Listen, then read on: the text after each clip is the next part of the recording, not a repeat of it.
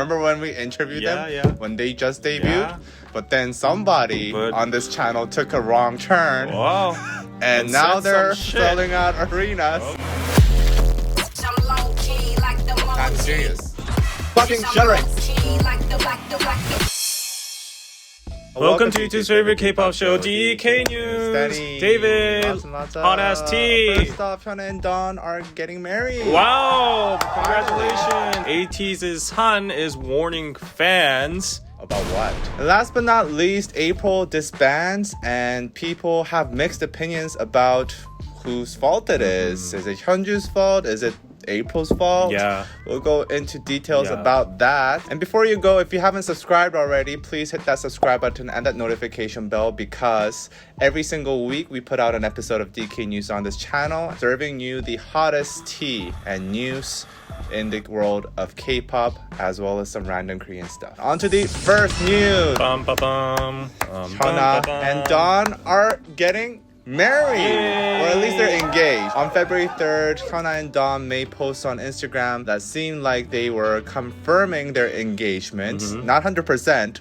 Come on. How obvious? You never know. On Dawn's Instagram page, she posted with this picture over here. It had the captions, "Marry me." It also had a video showing the two holding hands with the rings on. Some big rocks there. Those rings are not your typical wedding rings. Yeah. And they're also not like your typical couple. Hyuna responded with a post of her own featuring the exact same video with the captions. Of course, it's a yes. And what do you mean it's not like you don't know yet? We don't know though. It's like marry me and yes, and They haven't pictures of said- rings. Like how else They didn't can you? put the documentation in. Whatever. Everything about their relationship has been pretty groundbreaking, I'll say. Ditching their label. Yeah. And joining P Nation It's been together. a K-drama. Now they're like announcing their marriage with a simple Instagram post. Yeah. And usually, like if you look at K-pop or just Korean entertainment in general, they have these lengthy like Official handwritten letters announcements, saying like, "Oh, thank you to all the fans. I'm sorry I had to announce it right now." Blah blah blah. But they're just like,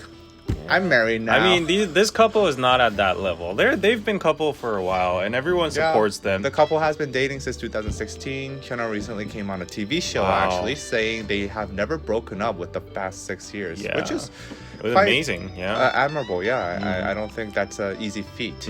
So I guess they're ready to get married. And they're a perfect Congratulations. couple. I hope they make a very nice baby. I hope they name their kid something weird like Elon Musk and Hyuna Grimes Dawn. did. I'm assuming that they're the type of parents that might be like cool to do that. Congratulations. I hope they contribute to the popularity Low- of Korea. low Yeah, fertility low birth rate. Yes. No pressure, Let's though. get to no work. Pressure. Let's I just get want to to see work, that Dawn. beautiful baby. Who doesn't?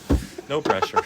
What? And on to the Next news. We got some warnings here. So Oh, no. ATEEZ's son is warning the ATEEZ. ATEEZ recently successfully ended their few weeks tour in the US, their world tour, filling all the venues with a total of 70,000 I fans. was amazed. That's crazy, the popularity they have. It's no doubt that ATEEZ is now one of the biggest and hottest K-pop idols globally. However, as their popularity rises, of course, there are side effects, with fans following them basically everywhere. Just recently, in regards to this, ATEEZ members Han had a word with the fans about this situation, expressing his feelings in a very polite and delicate manner. Okay. Yeah, unlike other celebrities. Me? I'm not a celebrity. Wow, that's actually in my script afterwards. There are a lot of times when we go to our accommodation after concerts or schedules, but when you wait in front or follow us, we feel a little uncomfortable. So what I want to say is, I know very well that you all love us, and I love you too so much, but if you could avoid these things a little bit, that would be appreciated. I'm just saying because some of you might really not know or realize, but please don't hate on those fans,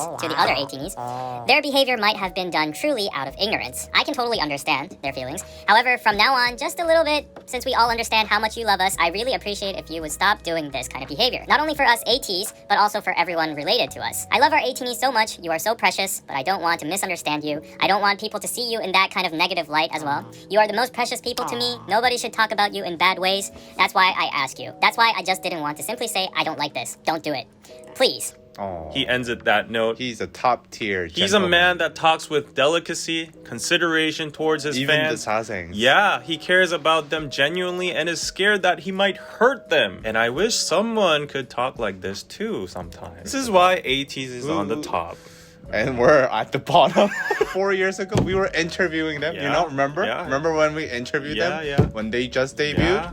But then somebody on this channel took a wrong turn. Wow. And now said they're some shit. selling out arenas. Okay. And I'm like... Anyways, Han being the ultimate polite, caring being he is, this caused some major buzz on social media and of course ignited some curiosity on what would have sparked these messages in the first place. Actually, I've seen a few clips from V Lives and I've seen like clips of some of the Sasaeng fans like calling them during the V Live. Wow. Well, that's a common thing though. Like Sasaeng fans do that so Yeah. that they know that it's like their number. Yeah, it's actually And also live. it gets an instant like response, right? So they see like a reaction to whatever their action is and they get high off of that. Don't cross the line Yeah. and be a respectful fan. We have very nice fans. Yeah, we have very nice fans. Yeah. But nobody has actually, been staring at us in front of the street. Actually, funny story. When I went to Portland a month ago, I went to a random Chipotle. Okay. The cashier said, Didn't you like make YouTube videos? Shit, okay. Yes? and then she was like, I used to watch you a Okay. few years ago. A few years ago. Yeah. The reason she's not watching you is because and I felt very sad. That was the one person that noticed me Yeah. the entire trip. Oh, okay. What happened to Irrelevant Danny, that channel? I don't know. It's really irrelevant now. Yeah. Now the sarcastic touch to it has It's like no longer sarcastic. Yeah, it's just very straightforward. self-fulfilling prophecy. How about I They become reality. rename it Relevant Daddy? Yeah. Okay. And then it will look even more sad because like now I'm no longer relevant, but I'm trying to stay relevant. okay. Next news. Okay, speaking of relevant, April disbands. So on January 28th, 2022, DSP Media announced the disbandment of girl group April. Oh, no. Which came to nobody's surprise, to be honest. Yeah. The agency stated that the girls decided to walk their own individual paths and thanked April fans for the 6 years of support. Now, the group's activities have been at a halt since last year. Early last year, former member Hyunjoo and her family made allegations that April had bullied her. And Hyunjoo claimed that she had been through physical, verbal attacks for the 3 years, while the management did nothing to resolve the issue. And she also claimed that she attempted suicide as a result of the bullying. Now, if you want to know the detailed accounts and like the allegations that she claimed, click on this link. We made like a whole ass KSD episode, like 1 hour. DSP Media at that time responded by putting out four separate statements denying Hyunjoo's claims. And Hyunjoo's younger brother, who had posted the initial allegations, received lawsuits from 6 different people. They were unidentified, Okay. but probably obvious like who those 6 people were. The 6 people claimed that the details of the bullying accounts were not true. However, the brother was cleared of charges as the police stated that much of the details the brother had posted were not very far from the actual events' truths. Thus, he had no intent of spreading fake, false facts. rumors. 4 April members also conducted a lengthy interview at the time of the lawsuit, rebutting the points that Hyunjoo had made. They had conflicting details and timelines, and while it did stir up the netizens' opinions, the majority of the public opinions still seemed to be on Hyunjoo's side. And if anything, these measures that the company and April took only made the public's distaste in them even bigger. And ultimately, the group failed to rebound back from the controversies, and that's where we arrive today. They're disbanding. Now, Kim Cheon from April has been actually one of the most vocal ones about this whole lawsuit, and she posted another video on her personal YouTube channel after the disbandment, in which she claimed that the police were not fair in their investigations and approval of her evidence. Kim Cheon had personally filed a defamation lawsuit against Hyunjoo, for Hyunjoo claimed that she had been bullied by Kim Cheon, intentionally bad-mouthing her behind her back to become friends with other people. So she talked shit about Hyunjoo is what Hyunjoo is claiming, and that led to her being bullied. Hyunjoo also claimed that the manager overlooked bullying because Chaewon was in a relationship with him and Chaewon was one of the bullies. When Chaewon initially filed a lawsuit against Hyunjoo for defamation, the case did not stand as the investigators deemed Chaewon's witnesses having ties with DSP Media was unreliable. So like all her sources from the witnesses were, people who used to work with DSP or the trainers and stuff like Right. that. However, Kim Chae-won made an appeal against the decision as she believed that Hyunjoo's key witness, her brother, who was the initial guy that wrote all these allegations, had even more ties with Hyunjoo. I mean, obvious, it's bloodline. Yeah. And his words were accepted by the Oh, police so as it's not viable fair. evidence for court. So she's saying it's not fair. Right. She also gave other points that claimed the investigations were not fair in accepting her evidence. So if you want to go watch that, go to her YouTube channel. Actually, she has some English subtitles as well.